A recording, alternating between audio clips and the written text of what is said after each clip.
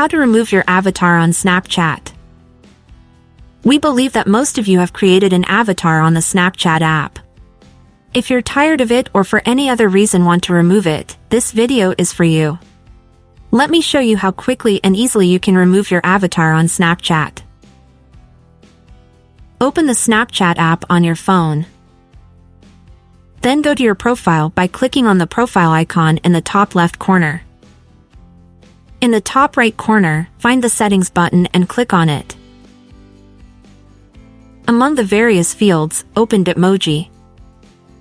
To remove your avatar, press Unlink My Bitmoji at the bottom of the screen.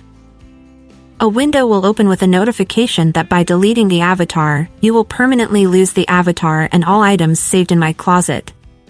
If you still want to remove your avatar, press the Remove button. And as you can see, your avatar is gone. That's all for this tutorial. I hope you liked the video. Follow our channel so you don't miss any tutorials.